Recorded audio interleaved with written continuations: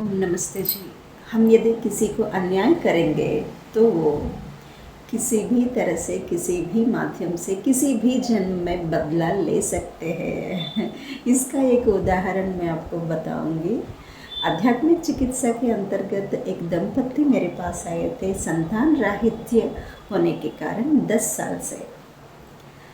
तो मुझे परीक्षा करने के बाद स्त्री का समस्या पहचान हो गई और कई कारण है इसके।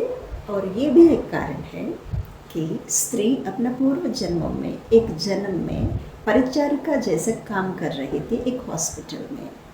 वहाँ 2 औरतें डिलीवरी हो गई हैं और उनको एक माँ को कुरूप बेटी और एक माँ को स्वस्थ सुंदर बेटी पैदा हुई। और कुरूप माँ पूछने की वजह से ये परिचारिका सहायता किया दोनों बेटियों को बदलने में।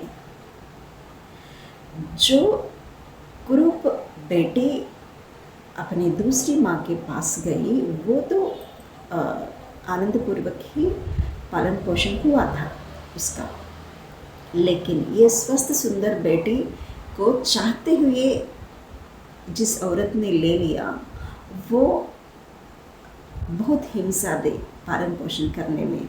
इस तरह बेटी हिंसा को अनुभव की और माँ भी अपनी बेटी को दूर हो गई। बेटी इस पीड़ा से पीड़ित है, माँ और बेटी। कुदरत का खेल देखिए, आज इस जन्म में मेरे क्लाइंट को मौसी के रूप में उसी स्त्री आ गई जिस स्त्री अपनी बेटी को खो के पीड़ित थी।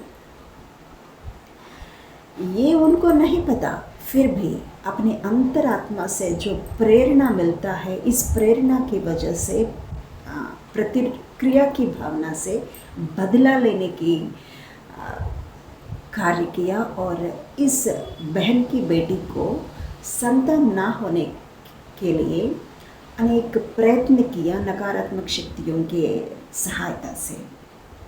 तो ये भी एक कारण हुआ इस स्त्री संतान रहित पीड़ा अनुभव की। और हमें ये नहीं समझना चाहिए अभी इनके पास शक्ति नहीं है, धन नहीं है, जन बल नहीं है, मुझे कोई बिगाड़ नहीं सकता, मुझे कुछ भी नहीं कर सकता, मैं किसी का भी कुछ भी कर सकती हूँ, मेरा कोई नहीं बिगाड़ेगा।